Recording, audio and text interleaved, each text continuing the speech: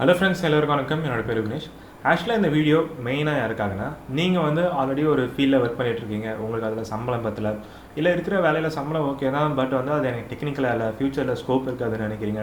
அதுக்கப்புறம் வந்து இப்போ உங்களுக்கு நெட்வொர்க்கிங் இன்ட்ரெஸ்டடாக இருக்குது, பட் இப்போ நான் ரொம்ப ஒரு கேப் விட்டாச்சு, 4 வருஷம் 5 வருஷம் வேறு டிபார்ட்மெண்ட், இப்போ நான் நெட்வொர்க்கிங் ஸ்டார்ட் பண்ணலாமா வேணாமா, அது செட் ஆகாமல் செட் ஆகாதா, இதெல்லாம் பற்றி ஒரு லைவான ஒரு எக்ஸாம்பிள். ஆல்ரெடி இப்போ நான் சொன்னது ஒரு சில இஷ்யூஸ்லாம், இந்த இஷ்யூஸ்லாம் இருக்கிற ஒரு பர்சன் அவரோட வேலை சிங்கப்பூர்லேருந்து அதை ரிசைன் பண்ணிவிட்டு இந்தியா வந்து படிச்சுட்டு அவரால் நெட்வொர்க்கிங்கில் சக்சீட் ஆக முடிஞ்சா, இதில் ஜெயிக்க முடிஞ்சா இல்லையா, இந்த விஷயங்களெல்லாம் பற்றி தான் அவர்கிட்ட நம்ம பேச போகிறோம். நிறைய பேருக்கு பார்த்தீங்கன்னா ஏதாச்சும் ஒரு விஷயம் செய்யணும்னு இன்ட்ரெஸ்டடாக இருப்பாங்க, பட் அவங்களுக்கு ப்ராப்பரான ஒரு கைடன்ஸ் இருக்காது.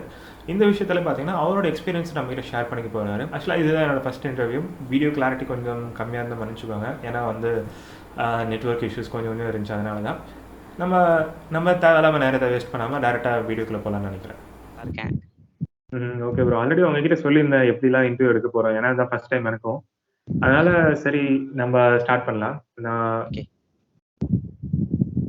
ஏன்னா எனக்கு உங்களை பற்றி தெரியும், நம்ம 2 பேரும் அங்கே இன்ஸ்டியூட்ல படித்தோம். இப்போ யூடியூப் நம்ம சேனலில் பார்க்குறவங்களுக்கு நிறைய பேருக்கு உங்களை பற்றி தெரியாது, அதனால உங்களை பற்றி ஒரு சின்ன ஒரு இன்ட்ரோ கொடுத்தீங்கன்னா நல்லாயிருக்கும். Okay Vignesh, actually first of all உங்களோட பேர் இந்த ஒர்க்குக்கு வந்து அப்ரிஷியேட் அண்ட் தேங்க்யூ என்னை கூப்பிட்டதுக்கு. ஸோ என்னோட பேர் வந்து பார்த்தீங்கன்னா எல்லாருக்கும் ஹாய் எவ்ரி ஒன். என்னோட பேர் மணிகண்ட பிரபு. நானும் விக்னேஷும் நெட்வொர்க்கர்ஸும் பெங்களூரில் ஒன்றா படித்தோம் 2019 எண்டில். ஸோ நான் வந்து 2012 காலேஜ் முடித்தேன். என்னோட நேட்டிவ் வந்து புதுக்கோட்டை டிஸ்ட்ரிக்ட். ஓகே ஆக்சுவலாக நம்ம நெட்வொர்க்கர்ஸ் ஹோம்ல படித்தோம். நீங்கள் வந்து ப்ரீவியஸ் என்ன ஒர்க் பண்ணிட்டு இருந்தீங்க? ப்ரீவியஸாக பார்த்தீங்கன்னா விக்னேஷ், என்னோட கெரியர் ஸ்டார்ட் பண்ணது வந்து பார்த்தீங்கன்னா நான் எலக்ட்ரிக்கல் ஆட்டோமேஷன் இன்ஜினியராக தான் ஸ்டார்ட் பண்ணேன். ஸோ நான் அப்ராட்ல இருந்து திரும்ப இங்கே வந்து நெட்வொர்க்கிங் படித்தேன். ஆக்சுவலாக நான் 2012 காலேஜ் முடிச்சேன். ஸோ 2019 நெட்வொர்க்கிங் வந்து டெக்னிக்கலாக நான் ஸ்டார்ட் பண்ணேன். ஆக்சுவலாக நீங்கள் 2012 எந்த டிபார்ட்மெண்ட்? நான் வந்து திருச்சி மூகாம்பி இன்ஜினியரிங் காலேஜில் electronics and instrumentation pass out. நீங்கள் வந்து அதுக்கப்புறம் பிட்வீனில் எத்தனை இயர் அப்ராட்ல இருந்தீங்க? அரௌண்ட் மோர் தேன் 5 years இருந்தேன் விக்னேஷ்.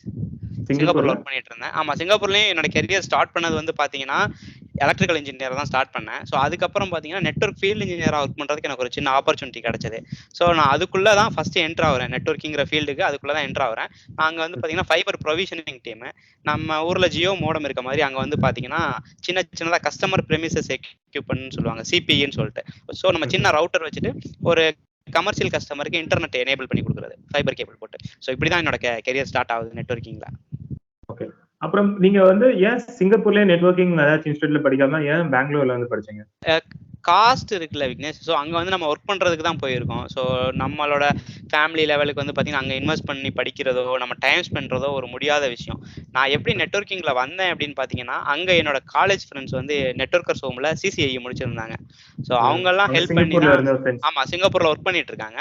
ஸோ அவங்களாம் என்னோட காண்டாக்டில் தான் இருக்காங்க. ஸோ அவங்க தான் சொன்னாங்க, நீ வந்து இந்த மாதிரி டெக்னிக்கலாக இன்னும் நீ உன்னை டெவலப் பண்ணிக்கணும் அப்படின்னா நீ வந்து இந்த வேலையை விட்டுட்டு பெங்களூர்ல போயிட்டு நாங்கள் படித்த இன்ஸ்டியூட்ல போய் படி அப்படின்னு சொல்லி நமக்கு ஐடியா கொடுத்தாங்க.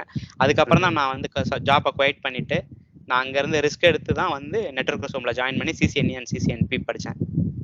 ஓகே. ஆக்சுவலா நீங்க வந்து சிங்கப்பூர்ல ஒரு நல்ல சம்பளத்துல வேலை செஞ்சுட்டு நல்ல சம்பளத்துல வேலை பார்த்துட்டு இருந்தேன். ஆக்சுவலா அந்த வேலையை ரிசைன் பண்ணிட்டு இப்ப திருப்பியும் தமிழ்நாடுக்கு வந்துட்டு, தமிழ்நாடு இந்தியால வந்துட்டு ஒரு மறுபடியும் ஸ்டார்டிங்ல இருந்து நீங்க ஸ்டார்ட் பண்றது உங்களுக்கு பயமா இருந்துச்சா? திருப்பி நம்மளுக்கு கிடைக்குமா பயமா இருந்துச்சுன்னா நம்ம ரிஸ்க் எடுக்கிறதுக்கு முடிவு பண்ணிட்டோம். ஸோ நமக்கு எனக்கு பேக் போன்ல வந்து பார்த்தீங்கன்னா ஃப்ரெண்ட்ஸ் கொஞ்சம் நல்லா சப்போர்ட் பண்ணாங்க. எப்போ கால் பண்ணாலும் நல்லா சப்போர்ட் பண்ணாங்க. என்ன பண்ணணும், அடுத்து எப்படி பண்ணணும், எப்படி தேடணும், எல்லா விதத்துலையுமே சப்போர்ட் பண்ணாங்க. சரி, நம்ம இனிமேலும் ஒரு நான் டெக்னிக்கலா இருக்க வேணாம், ஒரு இன்ஜினியரிங் முடிச்சுட்டு நம்ம டெக்னிக்கலா எடுத்து நமக்கு ஒரு பிளாட்ஃபார்ம் கிடைச்சிருக்கு, அதை யூட்டிலைஸ் பண்ணணும். ஸோ நம்ம ரிஸ்க் எடுக்கலாம் அப்படின்ட்டு தான் ரிஸ்க் எடுத்தது. நீங்க என்ன கோர்ஸ் படிச்சீங்க? எங்க விக்னேஷ்? நெட்வொர்க் ஹோம்ல நம்ம சிசிஎன்பி பேட்ச் மட்டும் பார்த்தோம். அதுக்கு முன்னாடி நீங்க சிசிஎன்ஏ முடிச்சுட்டு அங்கே படிச்சீங்களா? சிசிஎன்ஏ? ஆமா, சிசிஎன்ஏ சிசிஎன்பி ரெண்டுமே பாத்தீங்கன்னா நெட்வொர்க் ஹோம்ல தான் நான் படிச்சேன். Okay okay. அப்போ உங்களுக்கு எவ்வளவு ஃபீஸ் ஆச்சு? அப்போ வந்து 30,000 ஆச்சு விக்னேஷ். ஸோ 10,000. அப்ப சேம் ஃபீஸ் தான் எனக்கு உங்களுக்கு வந்திருக்கு. சரி ப்ரோ. அப்புறம் வந்து நீங்க நெட்வொர்க் ஹோம்ல படிச்சு முடிச்சீங்க. அப்புறம் சர்டிபிகேஷன் பண்ணீங்களா நீங்க சிசிஎன்ஏ? ஆமா Vignesh, CCNA yes correct. CCNA and CCNP ரெண்டுமே நான் சர்டிஃபைட் பண்ணேன். அதுக்கப்புறம் ஆக்சுவலா பாத்தீங்கன்னா ஸ்டில் வேலிட் தான். ஸோ 2019 நம்ம முடிச்சதுக்கு அப்புறமே நான் பண்ணிட்டேன். ஸோ அது இன்னும் 2022 எண்ட் ஆஃப் 2022 வரைக்கும் எனக்கு அதுக்கு still valid. Okay okay, super. அப்புறம் வந்து நீங்க சர்டிபிகேஷன் முடிக்கிறதுக்கு முன்னாடியே ஜாப் ட்ரை பண்ணீங்களா இல்ல சர்டிபிகேஷனுக்கு அப்புறமா ட்ரை பண்ணீங்களா? இல்ல ஆல்டர்னேட்டா நான் படிச்சுட்டு இருக்கும் போதே நமக்கு இன்டர்வியூலாம் அரேஞ்ச் பண்ணாங்களா, அப்போலேருந்து ஸ்டார்ட் பண்ணிட்டு தான் இருந்தேன். பட் ஃப்ரெண்ட்ஸ் என்ன சொன்னாங்கன்னா, இப்போ சர்டிஃபைடு அப்படின்றப்போ நமக்கு ஒரு ப்ரியாரிட்டி. ஸோ நார்மலாக எல்லாருமே இன்ஜினியரிங் முடிக்கிறோம், நம்ம அடிஷனலாக ஒரு கோர்ஸ் முடிக்கணும்னு சொல்கிறோம்ல, அந்த மாதிரி தான் எல்லாருமே சிசிஎன்ஏ சிசிஎன்பி படிக்கிறோம். பட் சர்டிஃபைடு அப்படின்றப்போ சில ப்ராஜெக்ட்டுக்கு ரெக்குயர்மெண்ட்ஸ் இருக்கும். ஸோ அப்போ நமக்கு ப்ரியாரிட்டி கொடுப்பாங்க. ஸோ அதனால நான் சர்டிஃபைட் பண்ணேன். பட் நான் சர்டிஃபைட் பண்ணுறதுக்கு முன்னாடியும் ஆல்டர்னேட்டாக வேலை தேடிட்டு தான் இருந்தேன். ஓகே, நீங்க எத்தனை இன்டர்வியூ அட்டெண்ட் பண்ணிருப்பீங்க அதுக்கப்புறமா? ஒரு 20+ இன்டர்வியூ அட்டெண்ட் பண்ணியிருப்பேன். வெறும் நெட்வொர்க்கிங்ல மட்டுமே? நெட்வொர்க்கிங்ல மட்டுமே. Okay okay. அதோட ரிசல்ட் என்ன சொன்னாங்க? உங்களுக்கு எவ்வளவு சேலரி கொடுக்குறேன்னு சொன்னாங்க? எத்தனை கம்பெனில ஓகே நீங்க இப்ப ஜாயின் பண்ணலாம் அப்படின்னு சொன்னாங்க? எடுத்தோன்னே எல்லாரும் சேலரி கொடுக்குறோம் ஜாயின் பண்ணுங்கன்னு சொல்ல கிடையாது. ஸோ இதுதான் முக்கியமான பார்ட்டு. என்னோட நான் 2019ல நான் நெட்வொர்க்கிங்ல வேலை தேடும்போது ஓகே சிசிஎன்பி முடிச்சுட்டே நான் வேலை தேட ஆரம்பிக்கிறேன்.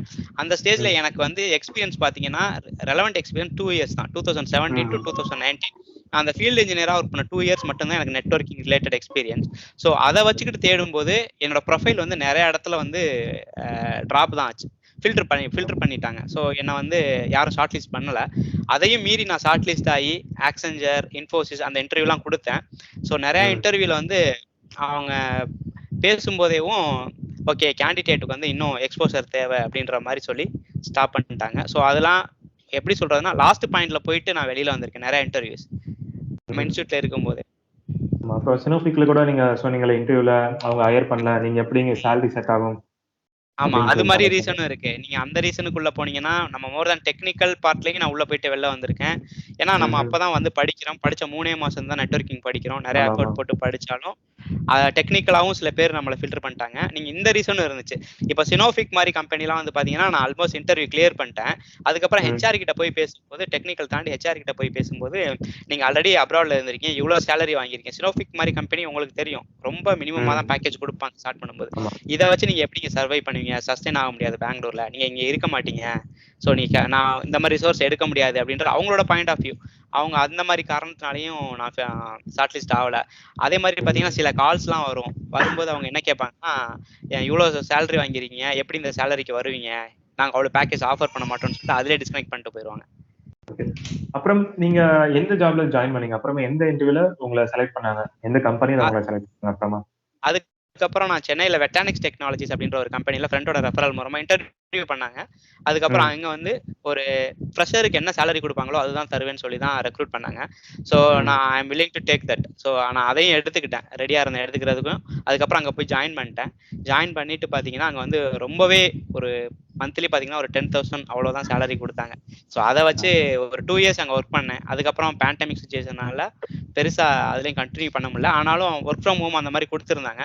ஸோ அங்கே வந்து எனக்கு பார்த்தீங்கன்னா நிறைய ஹேண்ட்ஸ் ஆன் எக்ஸ்பீரியன்ஸு, ஸ்விட்சஸ் ரவுட்டர்ஸ்லாம் கான்ஃபிகர் பண்ணுறது, ஸோ ஃபயர்வால் ஹேண்டில் பண்ணுறது, வயர்லெஸ் ஆக்சஸ் பாயிண்ட்ஸை ஹேண்டில் பண்ணுறது, அந்த மாதிரி ஆப்பர்ச்சுனிட்டிஸ் நிறையா கிடச்சிச்சு. அதுக்கப்புறம் பார்த்தீங்கன்னா ஒரு 2 இயர்ஸ் ஆயிடுச்சு. அதுக்கப்புறம் நான் அடுத்த ஜாப் ட்ரை பண்ணலாம் அப்படிங்கிறதுக்கு லெவலுக்கு வந்தேன். ஓகே. இப்ப அந்த கம்பெனில உங்களோட ஒர்க் கல்ச்சர் எப்படி இருக்கும்? என்னென்ன பண்ணுவீங்க டே டு டே லைஃப்ல? உங்களோட என்ன ஒர்க் பண்ணுவீங்கன்னு ஒரு கிளியரா சொல்லணும். அது பார்த்தீங்கன்னா நம்ம சென்னையில் தான் இருக்குது அந்த கம்பெனி. அது ஒரு ஸ்டார்ட் அப் கம்பெனி. ஸோ அங்கே வந்து பார்த்தீங்கன்னா நிறையா கிளைண்ட்ஸ் இருப்பாங்க எங்களுக்கு.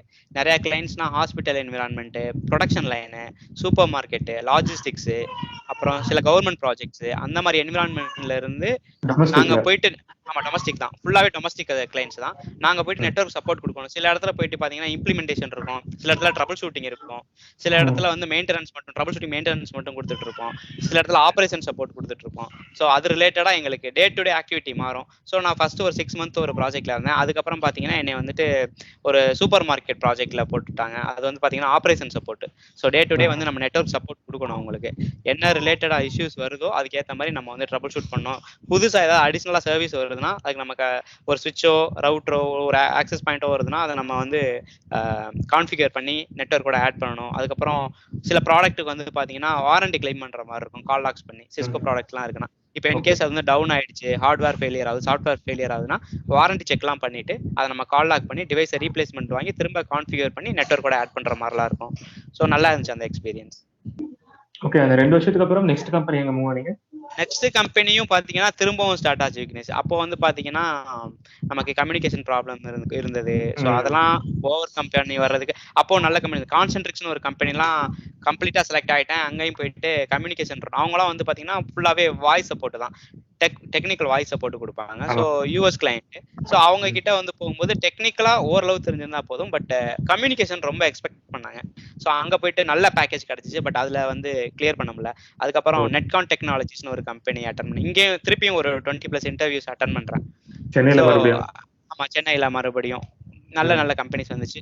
அதுக்கப்புறம் சரி ஓகே நம்ம எங்கெங்கெல்லாம் லாக் ஆகுறோம் அப்படின்னு சொல்லிட்டு நான் வந்து நானே எனக்கு ஓனா நோட்ஸ் போட ஆரம்பிச்சேன். நோட்ஸ் போட்டு எல்லாத்தையுமே உட்காந்து எழுதினேன். ஸோ அதுக்கப்புறம் தான் எனக்கு டிசிஎஸ்ல கிடைச்சது. ஓகே, இப்போ பிரசன்ட்டா டிசிஎஸ் தான். டிசிஎஸ்ல ஒர்க் பண்ணிட்டு இருக்கேன். ஆமா. Okay okay bro. இப்போ டிசிஎஸ்ல உங்களோட ஒர்க் என்னென்ன பண்றீங்க, என்ன ரோல்ல இருக்கீங்க? இங்க வந்து நெட்வொர்க் சப்போர்ட் தான் விக்னேஷ், நெட்வொர்க் இன்ஜினியர். ஸோ டிசிஎஸ்ல வந்து பாத்தீங்கன்னா எங்களுக்கு வந்து client US client. So American Electric பவர்னு சொல்லிட்டு அவங்களுக்கு நாங்கள் நெட்வொர்க் சப்போர்ட் கொடுக்குறோம். இங்கே வந்து டிக்கெட்டிங் சிஸ்டம் தான். ஸோ சர்வீஸ் நாங்கன்ற டூலில் நாங்கள் வந்து எங்களுக்கு என்னென்ன incident and project task and art task, so இது ரிலேட்டடாக நாங்கள் வந்து நெட்வொர்க் சப்போர்ட் பண்ணணும். நான் ஆஃப்ஷோர் டீம், நம்ம ஆன்ஷோருக்கு தனியாக டீம் இருக்காங்க. ஓகே. ஆக்சுவலா வந்து இப்போ ஒர்க் பண்றீங்களா, உங்களோட ஷிஃப்ட் டைமிங் எப்படி இருக்கும்? ஷிஃப்ட் டைமிங் வந்து பார்த்தீங்கன்னா விக்னேஷ், ஸோ யூஎஸ் டைமிங் தான். நமக்கு வந்து எங்களுக்கு வந்து இந்தியா டைம் நமக்கு 2 PM டு நைட்டு 10 PM, அப்படின்னா 3 PM டு நைட்டு 11 PM அந்த மாதிரி டைமிங்கில் வரும். ஓகே, இந்த 2 ஷிஃப்ட் தான் உங்களுக்கு? ஆமாம், 2 ஷிஃப்ட் தான். Okay okay. இப்போ நெக்ஸ்ட் வந்து ஃபர்தரா இந்த கம்பெனில நெக்ஸ்ட் என்ன பண்ணலாம்னு இருக்கீங்க? நெக்ஸ்ட் எங்க மூவ் ஆகலாம்னு இருக்கீங்க? நெக்ஸ்ட் வந்து பாத்தீங்கன்னா நான் சிங்கப்பூர்ல இருக்கும்போது திருப்பி சிங்கப்பூர் போகணும் அப்படின்றதான். அங்க நம்ம இங்க ஏதாவது சர்டிபிகேஷன் பண்ணிட்டு இந்தியாவில் கொஞ்சம் எக்ஸ்போசர் எடுத்துட்டு, ஏன்னா சிங்கப்பூர் வந்து ஆப்பர்ச்சுனிட்டிஸ் நிறைய இருக்கு, எனக்கு ஆல்ரெடி அங்க எக்ஸ்பீரியன்ஸும் இருக்கு. ஸோ அதை வச்சுட்டு நம்ம சிங்கப்பூர்ல ஒரு நல்ல ஒரு ரோல்ல நெட்வொர்க்கிங்ல அங்க போய் பிளேஸ்மெண்ட் ஆகணும் அப்படின்றதான். நம்ம மீட்டிங் ஸ்டார்ட் பண்ண முன்னாடி பேசிட்டு தான் நீங்க போறதா இருக்கான்னு சொல்லிட்டு இருந்தீங்க. ஆமா, correct. Okay, all the best bro. பாத்து. தேங்க்யூ விக்னேஷ். Okay bro. ஆக்சுவலா வந்து இந்த இன்டர்வியூ மெயினா எதுக்காகனா, இப்ப நீங்க வந்து 2012 காலேஜ் முடிச்சீங்க, அதுக்கப்புறம் ஸ்டார்ட் பண்ணது ஒரு 5 இயர்ஸ்க்கு அப்புறம் தான் ஸ்டார்ட் பண்ணீங்க. அது வந்து நிறைய பேருக்கு வந்து யூஸ்ஃபுல்லா இருக்கும் அப்படின்னு ஒரு காரணத்துக்காக தான். ஏன்னா வந்து இப்ப இவ்வளவு லேட் ஆயிடுச்சு, நீங்க ஸ்டார்ட் பண்ணும்போது உங்களுக்கு என்ன ஏஜ் இருக்கும் சொல்லுங்க? இப்ப நெட்வொர்க்கிங் படிக்கலாம் அப்படின்னு ஸ்டார்ட் பண்ணப்ப உங்களுக்கு 29+. ஓகே, ஸ்டார்ட் பண்ணப்ப அப்பதான் 29 தான் நீங்க நெட்வொர்க்கிங் வரலாம்னு ஸ்டார்ட் பண்றீங்க. நெட்வொர்க்கிங்குள்ளே வர்றேன். ஆமா, கரெக்ட். ஓகே. ஏன்னா வந்து நிறைய பேர் வந்து கமெண்ட்ஸ்ல கேட்டிருக்காங்க, இல்ல டெலிகிராம் குரூப்ல வந்து மெசேஜ்ல கேட்டிருக்காங்க. நான் வந்து கொஞ்சம் 5 வருஷம் கேப் ஆயிருச்சு, வீட்டுல நிறைய ரீசன்ஸ் எல்லாம் சொல்லியிருக்காங்க. அவங்களுக்கு ஏதாச்சும் ஒரு விதத்துல யூஸ்ஃபுல்லா இருக்கும் அப்படின்றதுக்காக மெயின் காரணம். ஓகே, இன்னொரு முக்கியமான விஷயம் சொல்லணும் விக்னேஷ். இன்னொரு விஷயம் என்னன்னு பாத்தீங்கன்னா, நான் டிசிஎஸ்ல உள்ள வரும்போது, ஸோ இப்போ வந்து இந்தியாவில் வந்து பாத்தீங்கன்னா ஐடில ஸோ நிறைய டிமாண்ட்ஸ் இருக்கு. ஸோ பீப்புள் இப்போ ஒர்க் ஃப்ரம் ஹோம் போனனால ப்ராஜெக்ட்ஸ் நிறைய இந்தியாவில் இருக்கு. ஸோ நிறைய பேரை ஹையர் பண்றாங்க. அப்படின்ற பட்சத்தில் கம்பெனிலாம் வந்து they are ready to give relaxation for 2 years. So 2 வருஷத்துக்கு அவங்க வந்துட்டு பார்த்தீங்கன்னா, இப்போ உங்களுக்கு எக்ஸ்பீரியன்ஸ் இல்லை, ஒரு சர்டிஃபிகேட் இல்லை அப்படின்ற பட்சத்தில் அந்த 2 வருஷத்தை அவங்க வந்து ரிலாக்ஸேஷன் கொடுத்துட்றாங்க. ஸோ அது இல்லாமல் நீங்கள் மித்ததுக்கு நீங்கள் ரெலவெண்ட் சர்டிஃபிகேட்டோ எக்ஸ்பீரியன்ஸ் சர்டிஃபிகேட்டோ நீங்கள் சப்மிட் பண்ணாலே போதும். ஸோ இதை கூட நம்ம யூஸ் பண்ணிக்கிட்டு புது ஃபீல்டுக்குள்ள வர்றாங்க அப்படின்ற பட்சத்துல ஸோ இந்த மாதிரி ரீசன்லாம் இருக்கு. இன்னைக்கு இதை யூஸ் பண்ணிக்கிட்டு அவங்க உள்ள வந்தாங்கன்னா அவங்களுக்கு யூஸ்ஃபுல்லா இருக்கும். கம்ப்யூட்டர் ரிலேட்டட் இல்லாத டிபார்ட்மெண்ட்ஸ், ஃபார் எக்ஸாம்பிள் நான் வந்து சிவில் டிபார்ட்மெண்ட், இப்போ மெக்கானிக்கல் டிபார்ட்மெண்ட் இல்ல இன்ஜினியரிங் இல்லாத டிபார்ட்மெண்ட்ஸ்லாம் நிறைய பேர் படிச்சிருப்பாங்க, ஆர்ட்ஸ்ல இருந்து இருப்பாங்க. அந்த மாதிரி ஃபீல்ட்ல இருந்து வந்தவங்க ஒர்க் பண்றாங்களா உங்க கம்பெனில உங்க கூட? கம்பெனில இல்லை விக்னேஷ், என்னோட காலேஜ் ஃப்ரெண்டு ஒருத்தவன் பியூர் மெக்கானிக்கல். இப்போ அவனுக்கு வந்து நெட்வொர்க்கில் பார்த்தீங்கன்னா மோர் தேன் 10 years ஆயிடுச்சு. அவன் கெரியர் ஸ்டார்ட் பண்ணது மெக்கானிக்கல்ல 1 year 2012 ஸ்டார்ட் பண்ணாரு. 2013 நெட்வொர்க்கிங்ல அவங்க அண்ணனோட ரெஃபரல் மூலமா உள்ள வர்றாரு. ஸோ இப்போ அவர் வந்து பாத்தீங்கன்னா ஒரு ஒரு T3 அளவுக்கு ஒரு SME லெவல்ல சென்ச்சுரி லிங்க்ல ஒர்க் பண்ணிக்கிட்டு இருக்காரு. நீங்க ஆல்ரெடி பெங்களூர்ல ஒரு 20 இன்டர்வியூ அட்டெண்ட் பண்ணீங்க, நீங்க சென்னையில அட்டெண்ட் பண்ணீங்க.